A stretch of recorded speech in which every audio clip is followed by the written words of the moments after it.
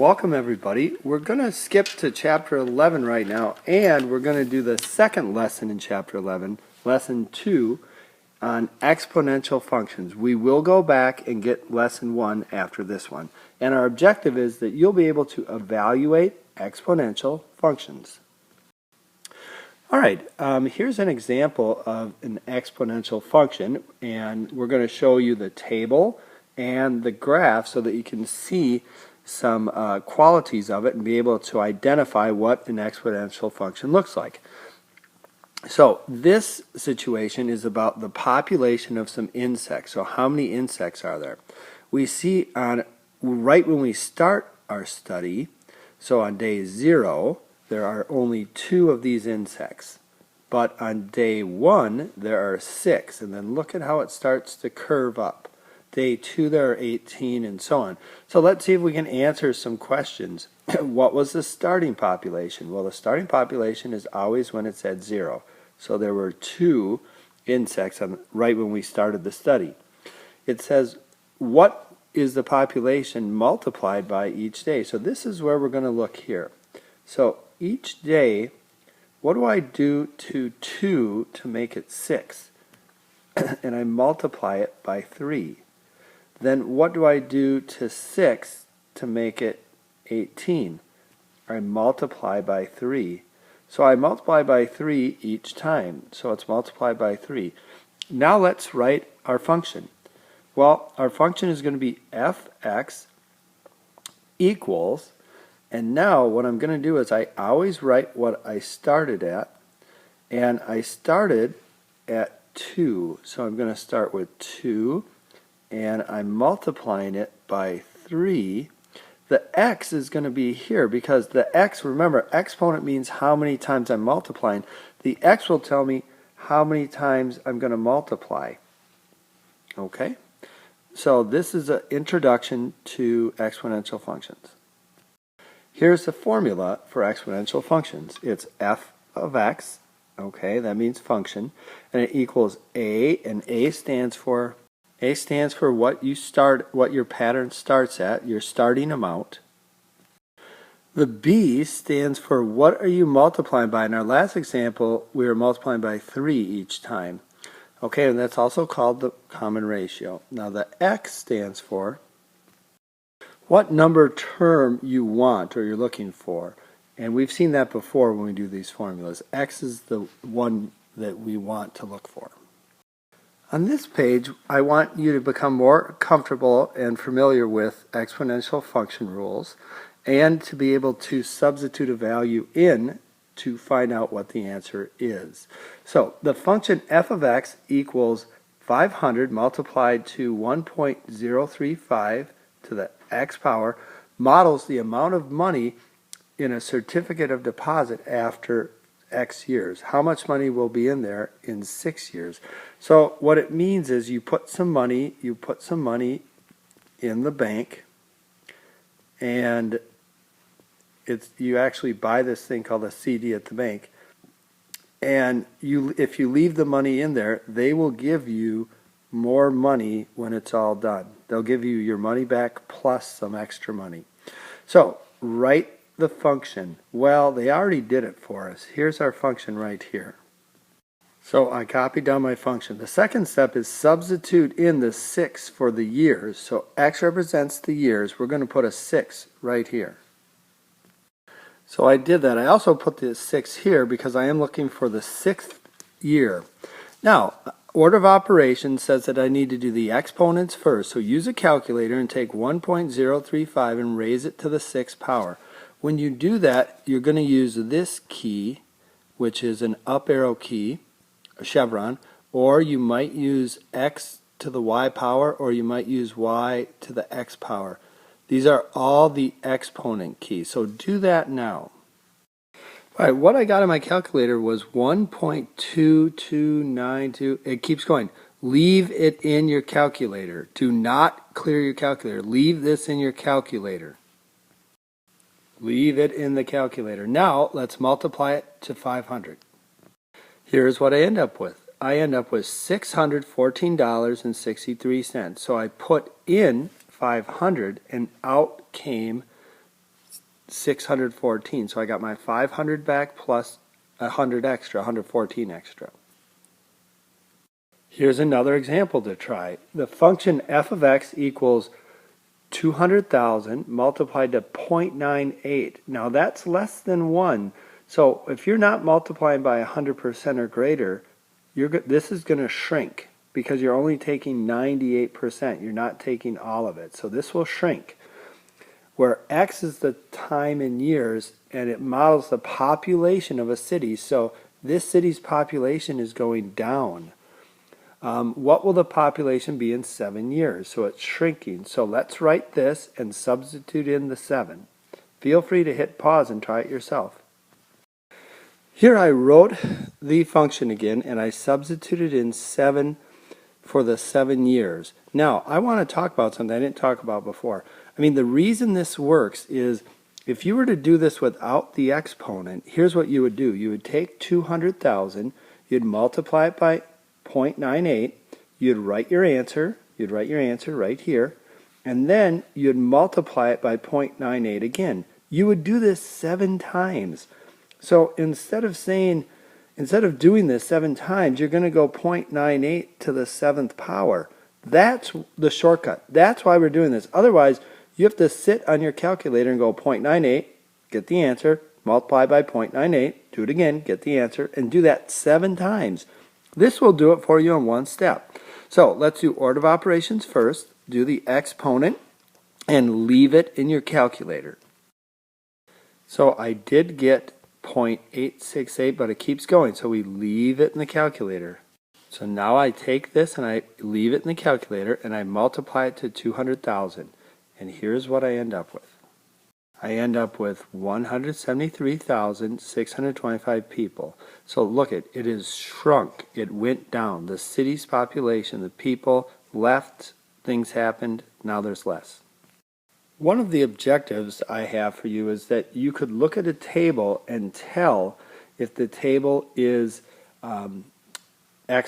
representative of an exponential function. And here's how you can tell.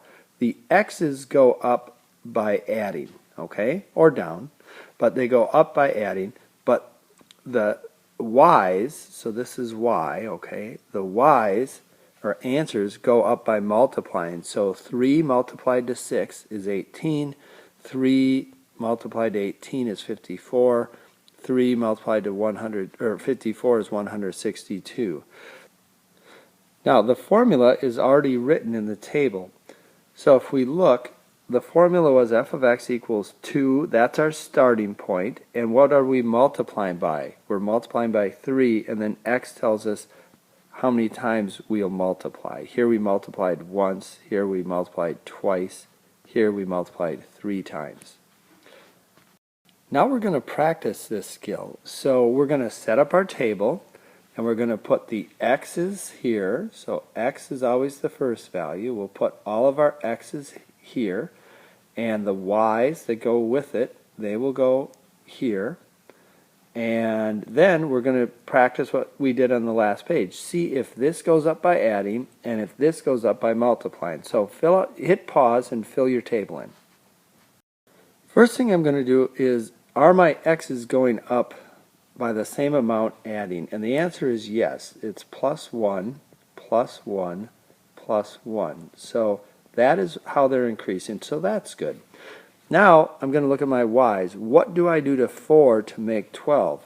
Well, I multiply by 3. What do I do to 12 to make 36? Multiply by 3. What do I do to 36 to make 108? Multiply by 3. So this worked. I would say yes, it is. And I can write my function. My function will look like this. F of x equals, now I need my starting point. My starting point is when x equals 0.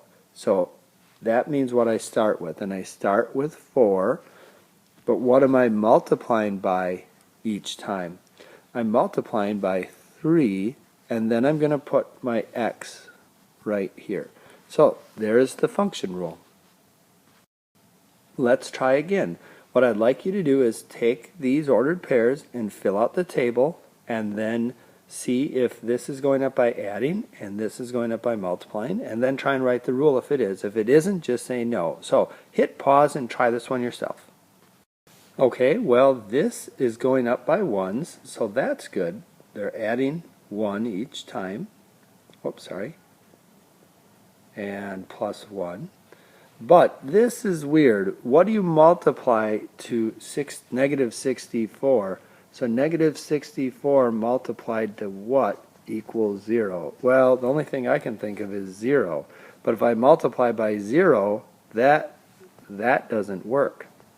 So I know if I add 64, that will give me 0. And if I add 64, that will give me 64. And if I add 64, that will give me 128. So this is no. This is actually an arithmetic sequence, which we learned earlier this year. So this is not an exponential function. No. Now I'd like to talk about graphing. So they will give us an exponential function like this. Instead of f of x, they're using y. And we're going to choose several values, some positive, some negative, some and 0. And we're going to make ordered pairs, and then we're going to plot the points in the graph. Okay, so what I did was I filled out my table. I used -2. I went all the way to +2. Then I copied my formula here, my function, and I substituted in my x values for the exponents. So now all I have to do is figure out what these equal. Remember, negative exponent means reciprocal. So instead of 2, we're really going to multiply by 1 over 2 to the second. So we're going to multiply by 1/4. Now, 0.5 is really 1/2. So we're going to be doing 1/2 multiplied to 1/4, which gives us 1/8. Once again, 0.5 is really 1/2. And I put this in the basement because it has a negative exponent. So I have 1 times 1 is 1, 2 times 4 is 8. So 1/8. Next I'm going to do that again. So 1/2, I'll do 1/2 multiplied to 1 over 2 to the positive first, because this goes in the basement. So 2 multiplied to 2 is 4. So now I have 1/4. Here I have 1/2 multiplied to 2 to the 0. Well, 2 to the 0 power is 1. So it's really 1/2 multiplied to 1, which gives us 1/2. Now I have 2 to the first power, so that's just 2. 2 multiplied to 1/2. 1/2 of 2 is 1. Lastly, I have 2 to the second power, which is 4, and 4 multiplied to 1/2 is 2. So we really can see we are multiplying by 2 each time. Now let's graph this. Alright, here's what I did. I graphed -2, 1/8. So -2 and barely up. Then -1, 1/4. So up a little more. Then 0, 1/2. So here in the middle. And then 1, 1. So go to 1 and up 1. Here's my graph. Exponential functions have a big curve. They start to get steep very quickly, very quickly. So this is a graph of an exponential function. Okay, so we're going to practice this one more time. This graph is a little different because we have a y, we have an equals, but we don't have a first term or a beginning. If that happens, it's invisible 1. Okay, so there's a 1 there. It's not needed, but and then 2 is what we're multiplying by, and we're going to raise it to the x power. So I made up my values. These are good ones to use all the time, and I'm going to plug them in. So when I plug in -2 and I put that here, that tells this to reciprocal, go to the basement. So it's really 1 over 2 to the second, which equals 1/4. And now I can multiply that by 1. So 1 multiplied to 1/4 is 1/4. So this answer here will be 1/4. Now I'm going to try that again. So I'll take the -1 and I'll put it right here. So I have 2 to the -1, which equals 1/2 to the first, and that's just multiplied to 1, so this is going to be 1/2. Next, I'll take the 0 and I'll put it here.